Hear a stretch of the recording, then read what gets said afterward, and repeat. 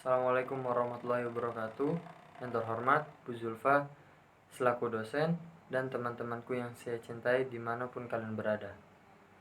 Nama saya Baskoro Hanif Rizky Villa, Prodi PAI semester 4. Di sini saya akan menjelaskan tentang kurikulum di masa awal, masa pertengahan, dan masa sekarang. Kurikulum adalah perangkat mata pelajaran atau program pembelajaran yang dibuat oleh suatu lembaga penyelenggara pendidikan sebagai rencana atau rancangan pembelajaran bagi peserta pembelajaran. Oke, langsung kita masuk ke masa klasiknya. Pada tahun 1955, istilah kurikulum dipakai dalam bidang pendidikan dalam arti itu hanya satu, yaitu sejumlah mata pelajaran di suatu perguruan atau lembaga pendidikan. Gitu. Kurikulum sekurang-kurangnya memiliki dua fungsi. Satu, alat untuk mencapai tujuan-tujuan pendidikan yang diinginkan.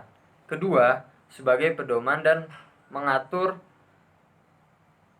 pembelajaran atau cara mengajar dalam lingkup pendidikan itu. Oke. Kurikulum pada masa awal itu terjadi pada tahun 750 sampai 1350 sampai setelah berdirinya madrasah. Secara formal, kurikulum sebagai bidang kajian ilmiah baru pada awal abad ke-20. Kurikulum berasal dari bahasa Yunani, yakni kata kurir, yang artinya pelari. Kata kurir artinya tempat berpacu. Kurikulum diartikan jarak yang ditempuh dari seorang pelari pada saat itu. Kurikulum diartikan sejumlah mata pelajaran yang harus ditempuh oleh siswa murid untuk mendapatkan ijazah. Oke, dari yang saya tulis, kita semua bisa ambil kesimpulan bahwa kurikulum itu adalah suatu acuan atau sesuatu yang menjadi patokan gitu dari cara mengajar, penilaian, lalu yang lain-lain. Itu kurikulum itu yang bagi pendidik itu dia menjadi patokan atau menjadi pedoman bagaimana cara mengajar dan apa yang harus diajarkan. Lalu bagi peserta didik, kurikulum itu merupakan sejumlah mata pelajaran yang harus ditempuh oleh mereka untuk mendapatkan suatu pengakuan atau ijazah gitu. Tadi kan sudah dikasih tahu oleh saya bahwa dulu itu diibaratkan oleh kurir itu artinya pelari gitu kan.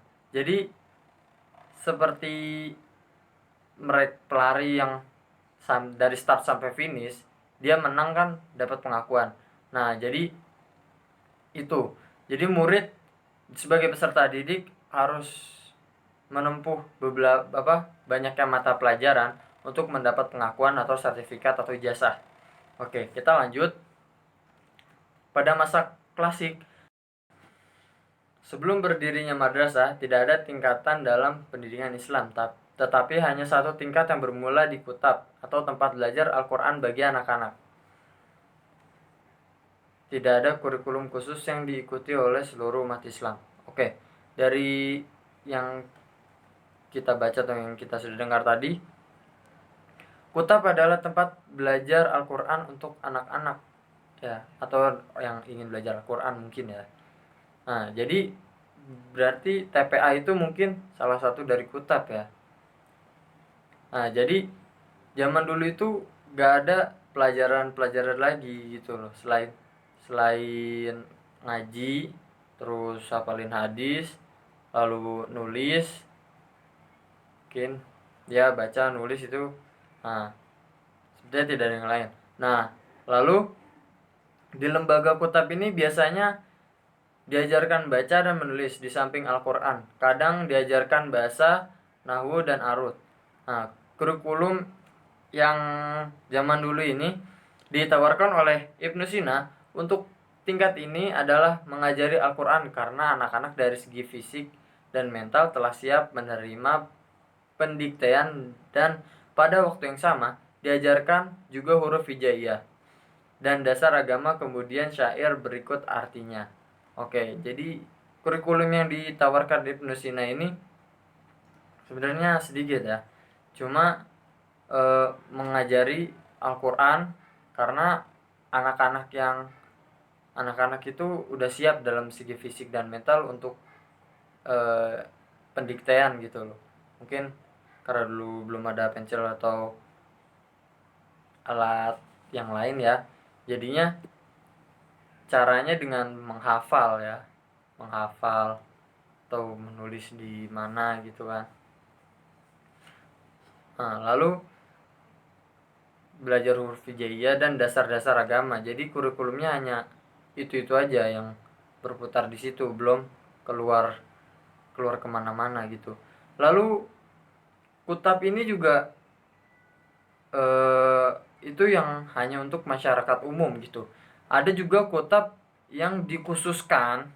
Jadi kutab itu sebenarnya dibagi dua. Jadi ada kutab untuk masyarakat umum, ada juga kutab yang dibagi untuk anggota keluarga istana kan. Nah, anggota keluarga istana itu kutabnya berbeda. Nah, karena dia diajarkan untuk sebagai penerus ayahnya atau bapaknya gitu kan. Dia sebagai penerus raja atau menteri atau yang lain kan. Makanya dia belajar ekonomi, peperangan, sejarah dan yang lain-lain. Dia belajar untuk berdemokrasi, sosiologi gitu. Dia belajar gitu yang anggota kerajaan, karena sewaktu-waktu dia akan menjadi penerus dan dia harus mengetahui ilmu-ilmu dalam pengelolaan kerajaan atau pemerintahan gitu. Oke. Lalu setelah kutab tadi biasanya berakhir ke halaqah gitu kan. Halaqah itu tanpa pemaksaan. Jadi ketika anak-anak sudah selesai gitu, sudah misalnya sudah hafal Al-Quran ya, mungkin sudah hafal Al-Quran, lalu dia ingin melanjutkan pembelajaran yang lain sesuai kecenderungannya, jadi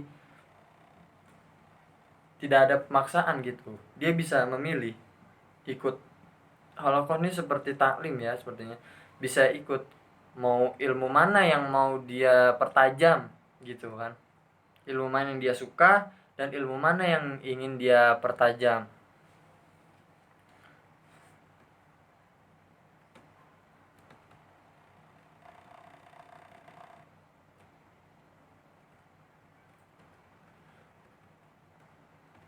Ya, kedua macam kurikulum yang tadi ini, kutab dan halaqah ya,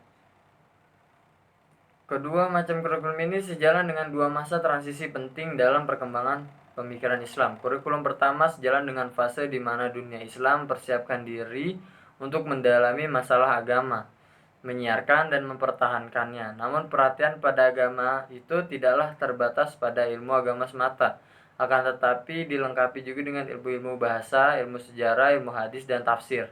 Menurut Mahmud Yunus, kurikulum jurusan ini adalah tafsir Al-Quran, hadis, fikih, usul fik, nahwu sorof, balaghah, bahasa dan sastranya. Nah, lalu kurikulum kedua itu yaitu kurikulum ilmu pengetahuan ya.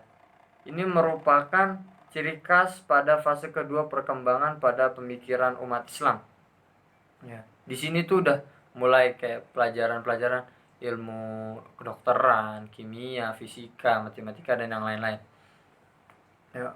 Menurut Mahmud Yunus, kurikulum untuk pendidikan jenis ini adalah mantik, ilmu alam dan kimia, ilmu musik, ilmu-ilmu pasti, ilmu-ilmu ukur, ilmu-ilmu falak, ilmu ketuhanan, ilmu hewan, ilmu tumbuh-tumbuhan, dan kedokteran. Jadi ilmu di kurikulum kedua itu lebih banyak variasinya ya, daripada yang pertama yang hanya sejarah dan yang lain-lain itu, yang ngaji, baca, menulis. Itu kurikulum yang pertama tadi itu Itu hanya awalnya gitu loh. Nah, berikutnya makin berjalannya zaman, mulailah ada diperbolehkan untuk mempelajari kedokteran, ilmu tumbuhan tadi yang lain-lain. Oke. Berikutnya kita masuk ke kurikulum Islam setelah berdirinya madrasah ya. Pada zaman keemasan Islam, aktivitas-aktivitas kebudayaan pendidikan Islam tidak mengizinkan teologi dan dogma membatasi ilmu pengetahuan mereka. Jadi mereka tuh udah gak mau terikat lagi gitu loh dari ilmu-ilmu yang hanya berdasarkan Tuhan gitu loh. Ya jadi mereka ingin mengeksplorasi diri gitu loh. Jadi seberapa jauh apa yang mereka tahu gitu. Mereka menyelidiki setiap cabang ilmu pengetahuan manusia, baik fisiologi, sejarah, historiografi, hukum, sosiologi, kesastraan, etika, filsafat, kedokteran, matematika, logika, jurisprudensi, seni arsitektur, atau ilmu keramik.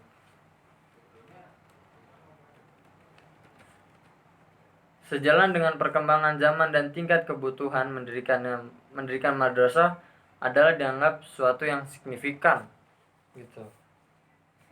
Pendirian lembaga pendidikan Islam ini di bawah Partonase Wazir Nizam Al-Mulk ya, tahun 1000-an.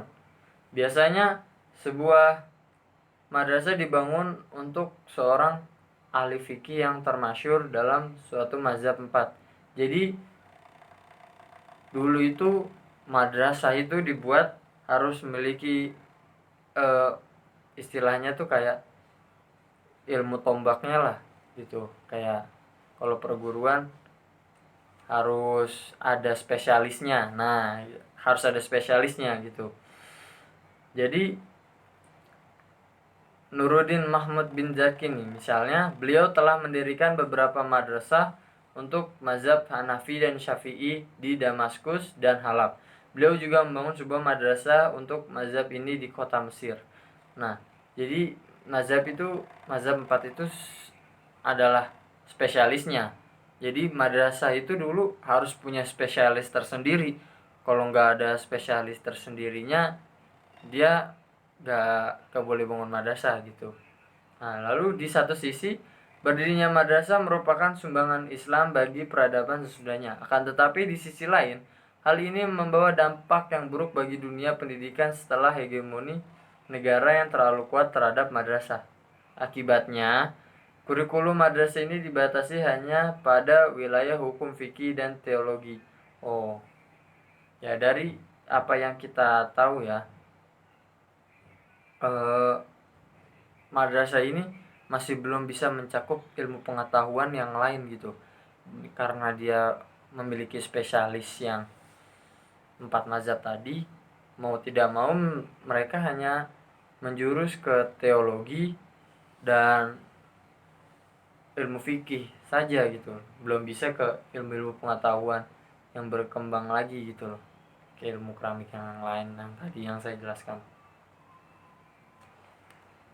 Oke.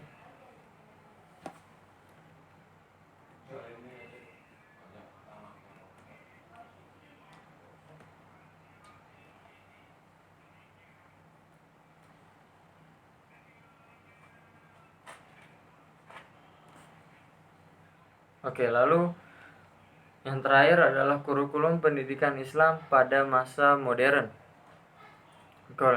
Kurikulum berubah sepanjang zaman dan sampai masa ini kurikulum tidak menghilangkan jejaknya. Kurikulum di masa modern atau sekarang dipakai oleh sekolah-sekolah dengan naungan Kemenak ya. Kalau di Indonesia Kemenak, kalau di yang lain kan pasti naungan negaranya, pemerintah pasti ada pemerintah. Kalau di Indonesia kan naungan Kemenak. Ya itu ada madrasah ibtidaiyah, madrasah aliyah, ada madrasah sanawiyah. Tapi yang dalam lindungan Kemenak itu biasanya yang negeri ya, yang biasanya. Jadi naungan madrasah aliyah negeri dan madrasah sanawiyah ini kurikulum itu sudah mulai berkembang. Dia udah bisa belajar ilmu alam, ilmu sosial, terus ada olahraga juga, ada matematika juga ya. Jadi lebih berkembang daripada zaman dahulu ya. Jadi Madrasah Aliyah Negeri dan Madrasah Sanawiyah ini memiliki kurikulum yang sepertinya sama dengan sekolah negeri lainnya, tetapi dia memiliki tambahan atau spesialis seperti yang tadi saya jelaskan, yang saat berdirinya madrasah itu pasti memiliki spesialis. Jadi madrasah itu spesialisnya bahasa Arab dan agamanya. Oleh karena itu sekarang setiap orang mau kerja di madrasah atau mau sekolah di madrasah, kalau itu negeri, dia cuma cek rapot lalu dilihat nilainya, dan itu nggak jadi masalah walaupun nilainya kecil. Tapi yang dites ngajinya. Kalau ngajinya nggak, nilainya bagus, ngajinya jelek, ya ditendang gitu. Jadi yang zaman ini madrasah itu sudah sangat berkembang ya. Jadi banyak penjurusan setelah orang lulus dari madrasah itu dia lebih luas lagi untuk memilih apa yang mereka inginkan ya. Tidak misalnya orang yang spesialisnya memang di agama dan dia menikmati pembelajaran agama itu, mungkin setelah dia dari madrasah dia kuliah agama gitu. Tapi ada orang juga yang walaupun bersekolah di madrasah tapi dia merasa seperti kurang cocok untuk bekerja di bidang agama. Misalnya dia lebih suka olahraga gitu kan, dia bisa aja ambil pendidikan olahraga atau ilmu keolahragaan. Atau ada yang orang lebih mikir, saya lebih suka ilmu alamnya nih, jadi mungkin aja dia bisa jadi dokter ya kan, ambil pendidikan dokter atau perawat dan lain-lain gitu. Jadi kurikulum yang dipegang oleh MAN dan MTS ini dipegang oleh Kemenak sama Menteri Pendidikan ya. Ada persetujuan di antara kedua menteri itu. Berbeda. Dan kalau pesantren, kurikulumnya dipegang oleh syekh atau kiainya sendiri. Tergantung pendiri pesantren itu mau pakai yang dari Kemenak biar gak susah-susah gitu kan, atau dia punya hal tersendiri buat sesuatu agar pembelajaran mungkin lebih nyaman menurut beliau gitu ya. Jadi sedikit yang bisa saya sampaikan,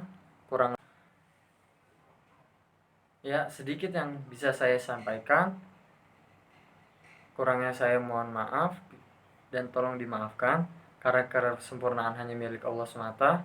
Assalamualaikum warahmatullahi wabarakatuh.